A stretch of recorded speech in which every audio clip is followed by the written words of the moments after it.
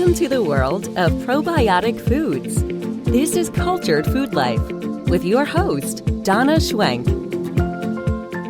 Welcome, everybody. And today we're going to be talking about summer sourdough bread. And you can grill it or bake it, but it's something I do in the summertime because I like making bread, but it's always so hot that I have to find ways to cook my bread and have it once a week. I make bread for my family probably once a week, and every day when I walk into my kitchen, I see the bread knife and the cutting board is always scattered with a little bit of crumbs, and that's a daily occurrence. And I really like a clean kitchen, but this is one thing I tolerate with pleasure because I know people are eating good, healthy bread. My husband is constantly trying to even out the loaf with the bread we make each day, proclaiming, nobody in this house could cut an even slice of bread without leaving the loaf all crazy crooked. It's so funny because even I cut it cockeyed sometime, but we all have a different way of cutting the bread. But I think that bread making is in my genes.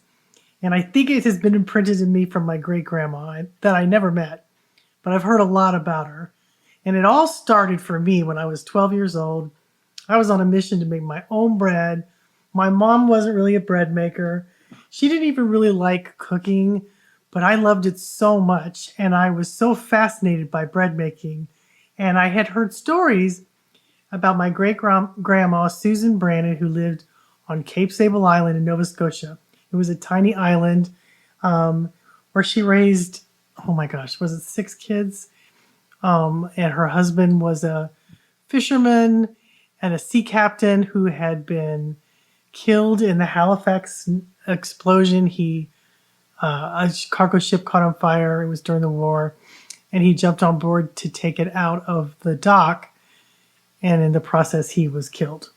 But he did save a lot of people's lives. But she raised her kids, making her own bread and all kinds of things on a fisherman's pension, and lived on a tiny island with, oh my gosh, there was not very many people who lived on that island.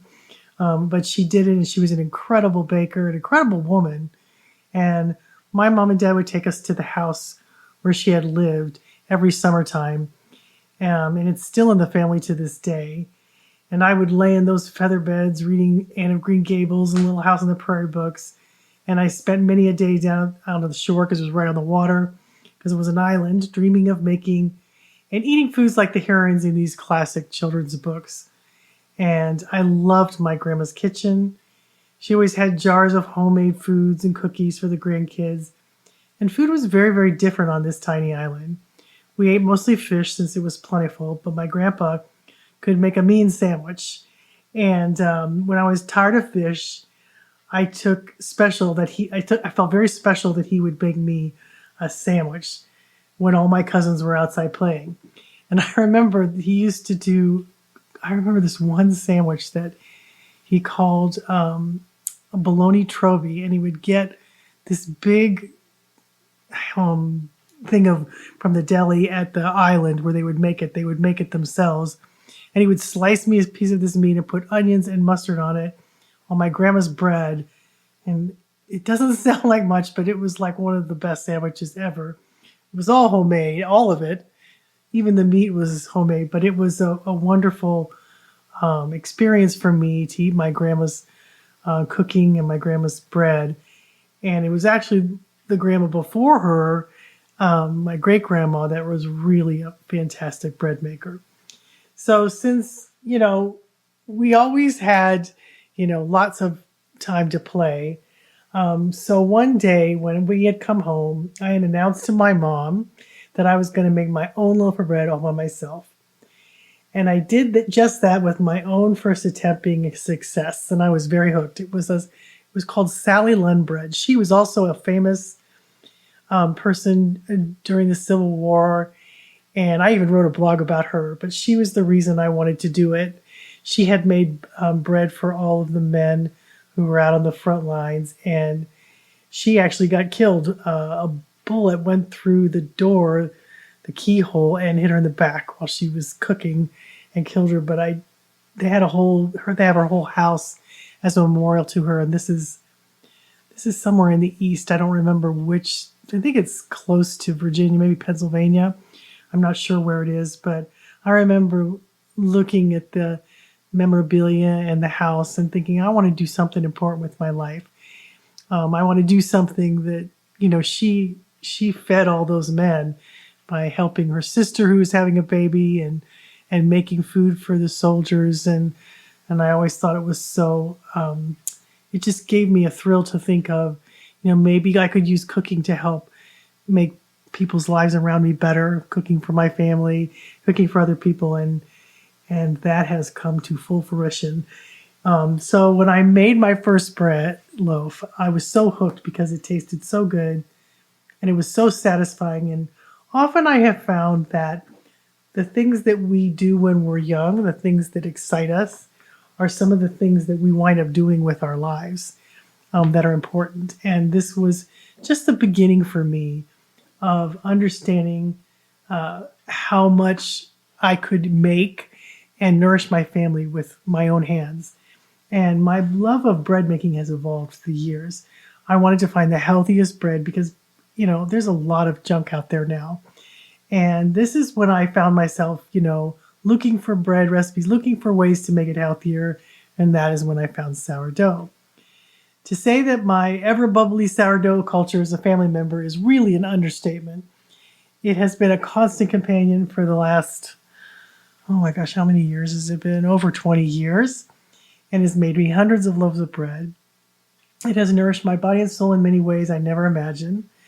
I think fermentation is essential to bread making. If you don't use the help of microbes to make your bread, you won't get the nutrients out of the bread, and gluten will become a problem.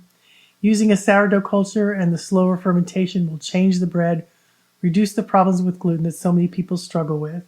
And now my bread making has evolved even more because now I use einkorn.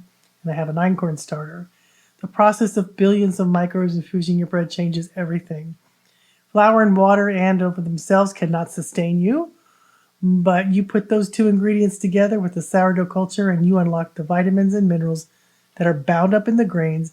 You deactivate the enzyme inhibitors and phytates that can bind to certain dietary minerals like iron, zinc, manganese, and calcium, and they will slow their absorption if you don't have a way to deactivate these enzymes. So sourdough fermentation does all that for you, and you end up with something quite extraordinary. Store-bought breads are loaded with additives, and it's summertime, and most people don't want to be thinking about making bread. But I don't want to eat that bread, so I have to make my own bread, which I really do enjoy. And I don't necessarily always want to heat up the kitchen. And so a lot of people will only do it in the fall and winter, but, unless you're me, because then I've got to make it because I love it. And I think it's better for us. And I have noticed a huge change in my body when I started making my own breads, especially with sourdough cultures. So it's one of those things I want to encourage you to do. And I could show you what I do and help you understand why it's so important. So since the store-bought breads are loaded with additives to make them shelf-stable and have desired textures, is why they last so long. The U.S. Food and Drug Administration does not require testing on new additives before allowing them in your food. So most substances are considered generally recognized as safe, or GRAS for short, by qualified experts, until proven unsafe by scientific studies. So I've seen ingredient lists including chemicals such as azarine carbamidate, which is used in tires and floor mats, potassium bromate, that's a known carcinogen, partially hydrogenated oils, that's like the worst fat you can consume. These chemicals are in dozens of breads on the markets today, and unwary customers buy and eat these loaves without knowing the consequences. So when you really decide to take charge of your health, you have to make a firm decision to make new habits and to stick to them with a plan. Before you know it, you'll be making your own bread every week and loving it. It's super fun and rewarding, and your body will love it. But here's another thing. If you don't want to make your bread, here's where I recommend you get your bread, because a lot of the sourdough breads at the store are not really sourdough. They still use yeast in them. They still Don't ferment them for long periods of time. Sometimes they'll add a sour taste to it just to enhance the flavor. But one place that doesn't do that is Sprouts. They make their own bread and they ferment it for, I think it's like 36 hours, which is better for you. And it's a very, it's flour, water, and salt. That's it. And the culture. And that's a great place to get bread if you don't want to make it. I really enjoy, they're the ones that I feel that, because I've eaten them a lot and I know that they, in my body, they act the same way as my bread. So they're a great choice if you don't want to make your bread. So sometimes in the quiet mornings while I make my bread, I think about the heritage I'll leave to my own family. When I think about what my grandmas have done, my great grandmas have done, will my children remember the things I've created? So many people don't cook anymore, and I just think it's essential to life. And it doesn't have to be hard because I'm very, very, very busy. But there's still a lot of things that I take the time that I feel are needed. I do not do well on store-bought breads. I just don't. Sometimes I'll get a rash. Sometimes I struggle with inflammation. So I just don't do it anymore because I want to feel good. And, the more I talk about this, the more kinds of our bread can change and people can start making better bread. But all these cultured foods I may be remembered and make a difference in their lives as I keep making them. I think it does because it's something that, my family eats my bread rather quickly, sometimes too quickly. It drives me crazy. But, I hope I'll be remembered like my great grandma Susie, who, they loved her for the things that she did. But I want them to remember me for making great bread and for loving kefir. That's what the two things I really want to stand out in their mind. Those are rituals I keep, whether it's making my kefir in the morning or weekly bread. They are the things that are precious to me and have really shaped my life. Things that I've done for decades. And nothing has helped me more than cultured foods. So I hope that can help inspire you too. So here is what I do to keep my family supplied with bread each week in the summertime. I usually make it weekly, although sometimes they eat it too fast and I have to make it twice a week. But most of the time, just one loaf a week really works for my family. And it also allows me to keep my sourdough culture fit and happy and allows me to do rituals I have looking for. I look forward to these rituals and I encourage other people to do it.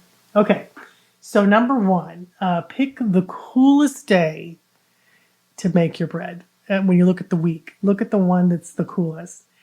And that's what I do. Sometimes I will make 2 loaves and freeze one for the next week if the next week looks hotter.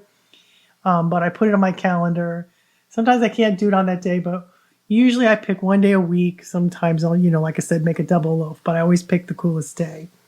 Number 2, you got to feed your sourdough culture 4 to 8 hours. In the summertime, it's like 3 to 4 hours before you make your bread. So, I usually try to make my loaf before I go to bed, which takes 7 minutes. I've timed it. And this is for einkorn or for regular sourdough. I have an einkorn sourdough bread and a regular bread. They both take about 7 minutes. They're very similar. They have flour, water, and salt, and they have different amounts that they use because einkorn is a little bit different than regular flour, but it's so good for you. So I do that before I go to bed, but I make sure that my sourdough starter is very bubbly. I take it out 3 to 4 hours before I want to make my bread, and I feed it religiously once a week. It's always active. When I want to take it out of the fridge and let it warm on the counter, I give it a little bit of food. And your sourdough starter can go flat and develop what they call a hooch in the summertime. After being bubbly only a few hours, it may take a lot less time for it to get bubbly. And if you see that little dark liquid on top of your sourdough starter, that just means that your sourdough's run out of food and it ate the food too quickly, so you need to feed it again and maybe feed it a little bit more the next time or just use it faster. So that's a big thing. You want your sourdough starter bubbly so it will rise your bread. So in basic terms, the yeast runs out of food. It feeds on the carbohydrates, producing lots of bubbles in the process. And then when it runs out, it's got nothing left to feed on. And that's why you got to refresh your starter and feed it and make it bubbly. I have one little trick that I do when and I don't always do this, but To make sure that it's ready to bake, sometimes I'll drop a tiny bit in the water. And if it floats, I know it's really ready. It doesn't always have to do that. It still makes your bread if it's bubbly. But I noticed that when it floats in the water, then it's really extra active, and that's a good time to make bread.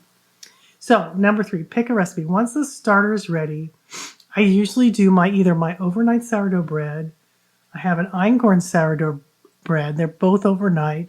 And there's also a lemon rosemary sourdough bread, which I have lots of lemons in the summertime, and I have a lot of rosemary. So that's another really good recipe, and that's overnight too. Now, step 4. You can either get up earlier in the morning and bake it when it's cool out. And so I always get up early on the days I bake bread. And I do it so that the heat of the day doesn't get going. And then I've got my bread done early in the morning without heating up the whole house when it's already hot outside. So this bread will freeze beautifully, so you don't need to be afraid to make a double recipe. You can also make it every 2 weeks by making more loaves, but just don't forget to feed your sourdough starter.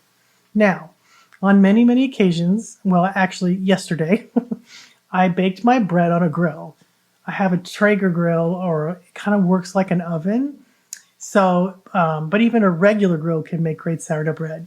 Here's just a few things you need to know. And it works really good with these overnight breads. So what you do is you preheat the grill, turn the grill up to full blast, then place the lid on it to let it heat up. Use an oven thermometer to monitor the heat. When it reaches 450, which is what you bake your bread at, it's ready. The parchment paper can catch on fire if your grill goes above 500, so you might want to keep an eye on the temperature. You can also make the bread without parchment by adding a few tablespoons of cornmeal to the bottom of the pan, because we're using a cast iron pan to make this bread. You steam it in a cast iron pan, so you want it heavy duty, like a Dutch oven. Your bread should already be in a Dutch oven when you're making this anyway, and it should have a lid. So place your pot with the bread inside the grill with the lid on. This is for the regular sourdough recipe, for 20 minutes, just like you would in the oven. And then after 20 minutes, take the lid off and continue baking for 20 to 30 minutes. Now, if you're making the einkorn bread, you leave the lid on almost the whole time until the end. And then you take it off. I think it's like 5 or 10 minutes towards the end that you take it off, but you do the same temperature. And you can also do an internal temperature reaches 210, then you know your bread is done. It might get done faster in 20 minutes, so keep an eye on it and test it and look at it. It's important, since you're baking on a grill and the temperatures fluctuate, because mine do, to take and turn temperature so you won't overbake or underbake the bread.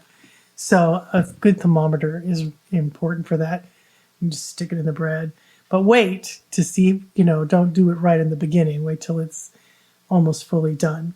But I just made some yesterday, and my husband got a new oven for outside. He actually is making us, since January, he's been working on it, an outdoor kitchen, which I'm really excited about and looking forward to it. I've already used it.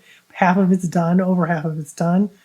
And so I've been using it a lot to cook outside because it gets really hot here. And I also got a different oven, which I actually almost like the grill better because it keeps a more even temperature. But this is an actual outdoor oven for like pizzas and things like that. But it does make my bread, but it does fluctuate. So I'm always constantly checking it. But it's worth it for me to have bread, every week. I eat so many sandwiches in the summertime. Salad sandwiches is what I call them. They're actually not just salad, but I make a homemade mayo that I put herbs in. I have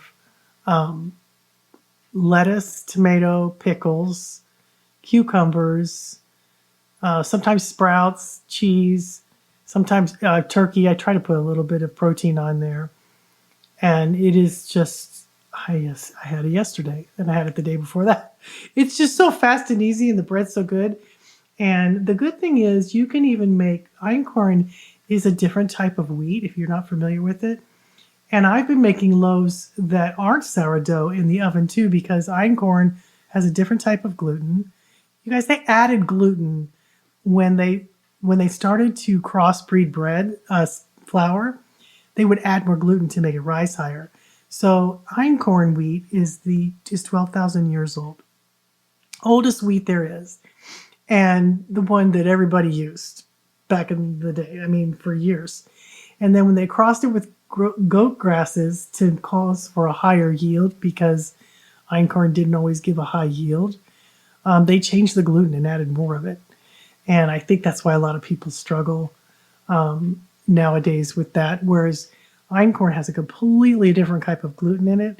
It also has the enzyme you need to digest the bread, which regular wheat doesn't have. Has less, phytates in it, enzyme inhibitors, all of that is like less than 50% of regular wheat. So you can actually make bread without sourdough, and the einkorn is so good for you that so many people can eat it who have gluten problems because it has a different chromosome makeup than regular wheat. And it doesn't even have the gluten that they test for in regular wheat. It doesn't have it. It's a different type. So many people do really well on it. I do fabulous on einkorn. As a matter of fact, I've been only eating einkorn. I'm constantly making the bread, but I have a new recipe that I did, and I put different types of toppings on it. And it's a super fast one, so I don't have to wait for overnight. But that's what I made yesterday in the oven because we had run out of bread. And that is in my einkorn ebook, I believe. And I also think it might be on my website. I'll have to go double check, but I give that book out to my Body Pro members. But there's lots of recipes you can make, and I keep adding more and more all the time because they're so crazy good. So anyway, I encourage you to try to make your own bread, even if it's only a couple times a month. It's so worth the effort because I notice a huge difference when I eat my own bread as compared to ones at the store. Not to say that everybody has the same struggles, but there's a lot of problems with gluten, but I think it's because they've, changed it from what it originally was. And so people struggle and then they over-fertilize. One thing good about our einkorn flour is that it's organic naturally. The farmers who produce it, and it's not done by a lot of people. There's a Jovial Foods does it. Grand Teton makes great einkorn flour. There's a couple others I can't remember, but I have it all on my website. If you go to my website at culturedfoodlife.com, see that little smiley pot in the menu bar. It says Start Here. It has a drop down. It has all kinds of things on all the different cultures you can make it. It has a whole section on sourdough and einkorn bread. And if you go to my product page, I also have my links to everything, all the einkorn flour I buy. I have Amazon links to where you can get it there easily to the things that I use. And I usually wait for the stuff to go on sale, and then I buy it. I buy it in bulk, and then I always have it because it lasts such a long time. It's so good for you. But anyway, I have lots of recipes that I make, not just sourdough. I have a lot of other recipes. Einkorn's great this is crazy because we have so many birthdays and celebrations in the last couple of weeks. So I've made 3 cakes out of einkorn flour, which is fabulous. It tastes wonderful. And I kind of use it 1-to-1. I'll have to put those recipes on, but everybody really liked it. It's really fun to find ways to use this to substitute for recipes that aren't healthy for you. It makes fabulous cookies, breads, muffins. I have a blueberry muffin recipe that I can't make all the time because all I want to do is eat blueberry muffins all day long because it's so good. Anyway, those are some of the things that I do. I don't do as much baking in the summertime, but I do make bread. I will tell you that. And I have made a couple cakes for birthdays, but other than that, most of the time we're trying to do summer light foods, stick with the seasons. But I thought this would help you if you have a starter you haven't used for a while. And it's always better to use your starter to feed it often because it stays healthier, and you will too. So thanks for listening, guys, and have a great week.